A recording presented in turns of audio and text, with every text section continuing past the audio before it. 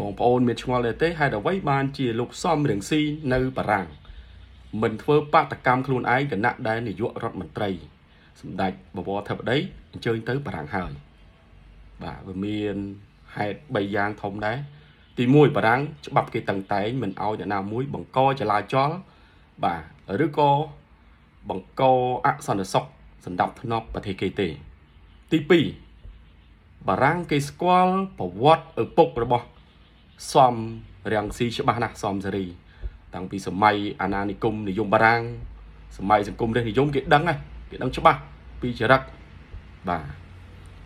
ទី3ប្រទេសបារាំងគេមិនចូលចិត្តសំរាំងស៊ីទេបាទហើយក៏គេមិនយកលុយនឹងទៅឲ្យសំរាំងស៊ីចាយតទេដែរពួកគេដឹងបាទអញ្ចឹងបានគេបង្វែរយុទ្ធវិធីទៅធ្វើវេទិកាឃោសនានៅកូរ៉េនៅជប៉ុននៅកាណាដាអូស្ត្រាលីនិងអាមេរិកដែលសម្បូរលុយបាទសម្បូរអ្នកបោកស្រួលបាទអញ្ចឹង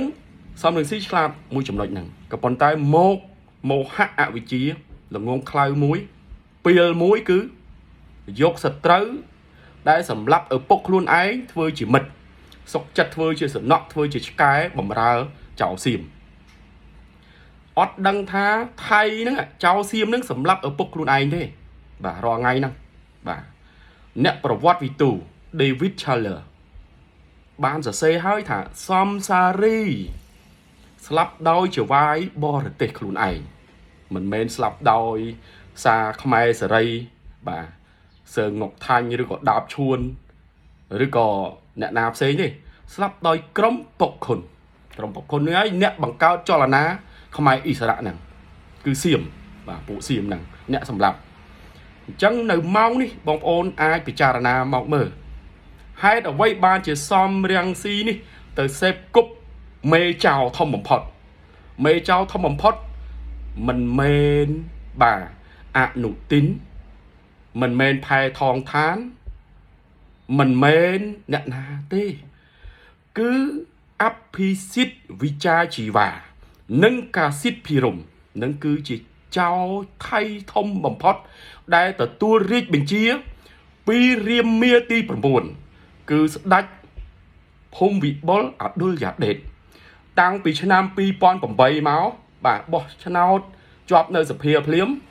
គឺត្រូវទៅជួបស្ដេចរាមាទី9ឲ្យវាយយកប្រាសាទព្រះវិហារវាយតំបន់ប្រាសាទព្រះវិហារមុំ3មានខេត្តព្រះវិហារនិងឧត្តរមានជ័យ2008បងប្អូនចាំទេបាទហើយនឹង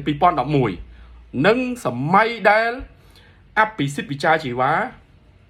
នៅអំណាចគណៈបកប្រជាធិបតេយ្យមកដល់ម៉ោងនេះគេបានបំពាក់បំឡៅកបាទបឡៅកឲ្យកូនចៅសំរងស៊ីឈ្មោះថិតកំហ៊ុននិងអ៊ូសាម៉ាឌីដែលគេបោកបងប្អូនថាគេទៅប្តឹង ICC ICJ ហើយបាទការពិតនឹងវាប្តឹងស្អីវាទៅជួបមេចៅថៃវាយកផែនការពីខ្មាំងនឹងឯងចឹងបានរលព័ត៌មានផ្សេងដែលអផនផាណាសំអានឆាំឆានីនឹងវាយកមកផុសគឺវាផុសតាមគោលការណ៍របស់អភិសិទ្ធណាជាមេចៅធំដែលរៀបផែនការចង់បានទឹកដីយើង5ខែណាឥឡូវឡើងដល់7ខែផងអញ្ចឹងបងប្អូនជឿទេថាអ្នកណាស្នេហាជាតិការពិតពួកនោះស្នេហាចៅបងប្អូនដែលមិនបានដឹងប្រវត្តិសាស្ត្រតែងតែជឿតែងតែស្នេហាជាតិប៉ុន្តែខ្វះការរៀនសូត្រខ្វះការយល់ដឹងពិចារណាអញ្ចឹងក៏មើលព័ត៌មានតែម្ខាងព័ត៌មាន VOD VOA អាស៊ីសេរីបាទនិងព័ត៌មាននៅខាងក្រៅស្រុកអាមេរិកគេឈប់ sponsor អីតាបាទឥឡូវនេះគឺអភិសិទ្ធនឹងឯងជាអ្នក sponsor សូម្បីតែអាវយុវជនឈ្មោះក្រុមបណ្ដាញយុវជនកម្ពុជាសកលក៏ចៅថៃនឹងឧបត្ថម្ភឲ្យដែរនេះក៏ធ្វើនៅថៃដែរក៏ថៃនឹងជួយដែរអញ្ចឹងពួកហ្នឹងគេចង់បង្កើតតំបន់រំដោះនៅណាគឺនៅថៃគេនៅពីក្រោយសម័យឧដុង្គសម័យសង្គមរាស្ត្រនិយមបាទសម័យផ្សេងគឺវាលូកផ្ទៃក្នុងយើងវាកោនយោបាយយើងវាខូចណាស់អាចៅសៀមអញ្ចឹងបងប្អូនកុំជឿវាទៀតអាពីរក្រុមនេះ អាសៀមនិងអាស៊ីបាទគឺជាចោរគឺជាសត្រូវស៊ូពូជកុំចាត់ទុកវាជាខ្មែរការពិតវាជាឆ្កែរបស់ចោរសៀមបាត់ទៅហើយបាទសូមអរគុណ